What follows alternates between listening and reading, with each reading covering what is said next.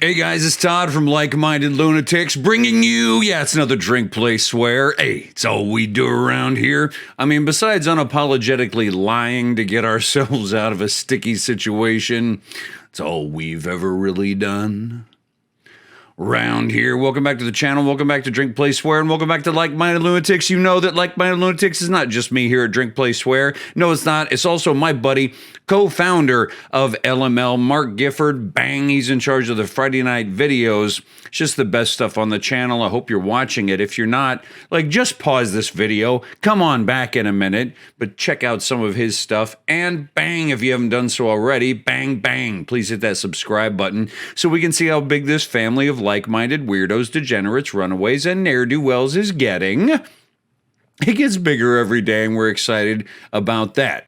All right, so what is it we do here at Drink, Play, Swear? Well, it's exactly what it sounds like. We play a game, usually a classic one. I pair it with a beverage, my favorite part. And we tell you a story.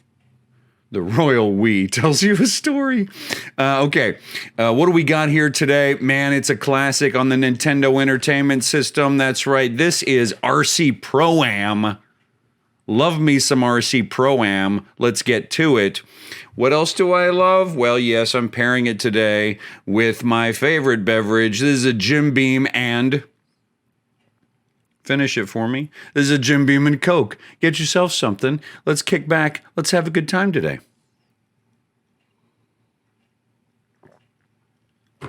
I mean, today, I got to be honest with you, I'm going emotionally risky. I am.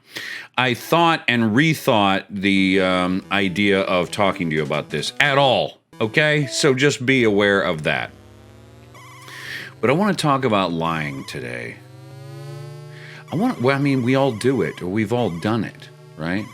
And we do it for a variety of reasons.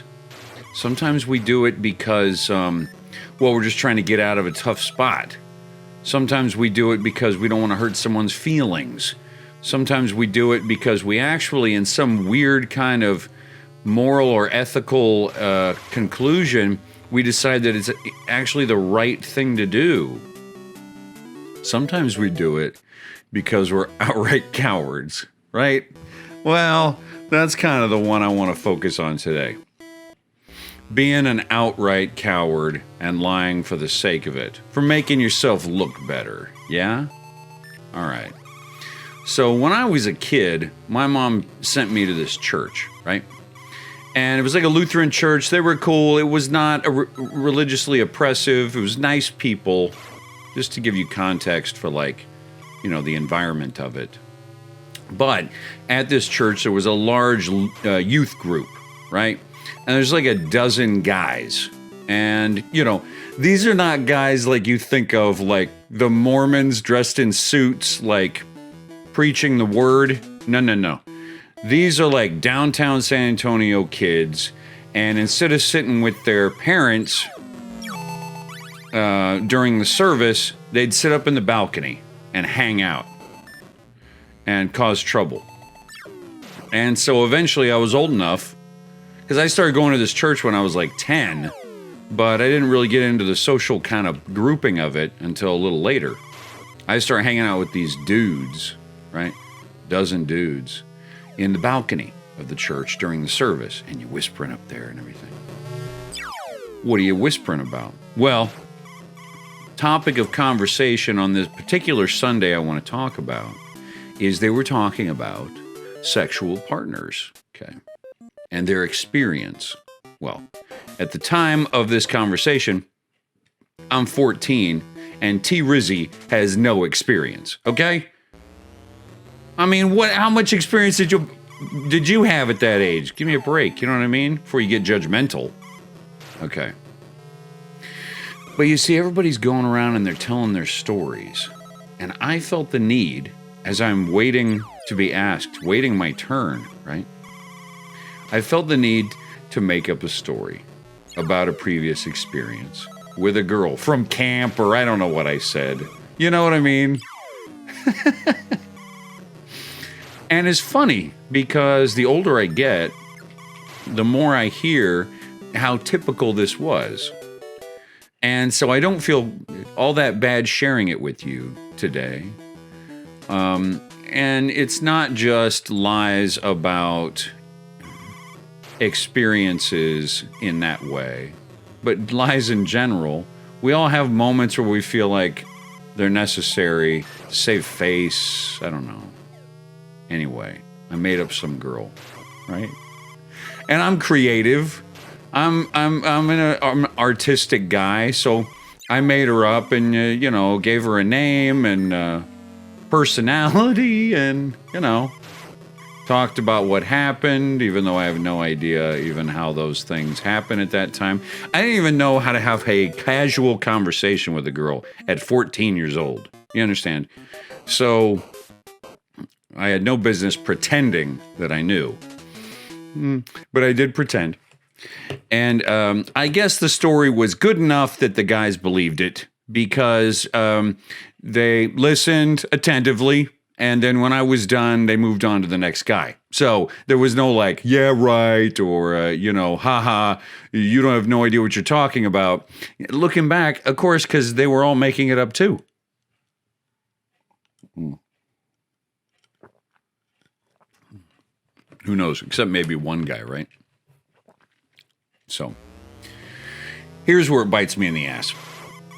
Eventually, at this church, I start talking to a real girl, okay? And really start enjoying my time with her. And we are just friends, but I'm hoping someday for more, yeah? And I get gutsy enough to call her up on the telephone because we have a church directory. It gives me unique access to her phone number, yeah? And so I call her up and casually start talking to her. And this leads to a friendship, right? Outside of church. And we get close. I mean, we're talking about what? The things you talk about. We're talking about music. We're talking about movies. We're talking about what we want in life. And I don't know if you realize this, but in the 90s, you see, before having like, DM game, text messaging game, in the 90s, it was all in the way you talked on the phone, right? You think about like having some bass in your voice, and that's how you sort of romance somebody, or at least that's what I thought. And I did have a decent voice at a young age. And so I'm in here, right? Hey, how was your day? Oh no, my day was all right. Yeah. No, I'm just kicking back right now. Right? Okay, so that's the only game I have is my voice. So that's what I'm trying. And so it works on the phone. In person, of course, I'm a nervous wreck, sweaty, and a mess. But on the phone, I'm all right. Well, the problem is, eventually this girl from church, whom I'm talking to, see, she talks to the other guys, and one of these dudes runs his mouth about this conversation we had in the balcony, right? And runs his mouth about the fact that, oh no, Todd's been with a girl. Now, she's a little upset by this, but I don't know that yet. All I know is I come out of the bathroom at church one Sunday on my way over to, hang out with my mommy, okay? And I see this girl I've been talking to sitting next to this other dude, a dude I don't care for, right? And they're both kind of smiling and looking at me. And I'm like, what are we doing over here? And she says, I didn't know you've been with a girl before. Like that, I think she said. Now, I got to hang on to the lie because he's right there. And, once you've established this thing, you got to go with it, right? So I'm like, well, yeah, I mean, haven't we all? I'm deflecting, right? And move on. Now, eventually, this girl and I become even closer friends, and instead of just talking on the phone, we start hanging out IRL. And it's nice because we go to, I grew up in this apartment complex where they had a basketball court and a tennis court, and they locked it up at night. But see, my buddy taught me how to pick the lock and get in. And so I would take this girl and we would go hang out at the basketball court at night. It was dark and you could sit and talk. And I'm sitting around smoking cigarettes trying to be James Dean. You know what I mean? I'm trying to be real cool. And I'm talking about the stuff we talk about. And every once in a while, we would get to sort of talking about maybe like we liked each other. But most of the time it was just friendly, right? And anytime the conversation would sort of veer that way, she'd be like, yeah, I wish, I know it's not your fault because we didn't even know each other, but I wish you hadn't, been with a girl already. And I'm like, now I'm conflicted, right? Because I got a dozen dudes at church I gotta face every week with this lie, and so it's an established lie. I gotta go with it. So I'm like, I know, but it's no big deal. I don't even know her anymore, right? But it's affecting her, the real girl, you see. Eventually, yes, I told her that I made it up to save face, and it was fine. But and we went on to have a nice relationship. It was my first meaningful relationship as a young man. But I think about these lies that we tell people, specifically about love, specifically about intimacy, and specifically at a young age. It's so dumb, right? And I think we do continue to do it. I mean, before you get married or you settle down, you do continue to do it in life, if you're self-conscious about your number of partners. Maybe you've only had 3 partners, and so you say you've had 30.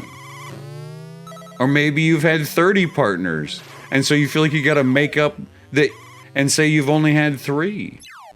And a lot of this has to do with gender and expectation. And a lot of this has to do with culture and the kind of friends you're around. But today I thought I would just reflect on that, about lies and about being a kid. Let me get some LML in here real quick as we wrap up. LML. Love it. Thanks for being here today. As I just said, sort of maybe overshare and reveal way too much. But in between now and the next time I talk to you, you know me. I'm T. Rizzy, son.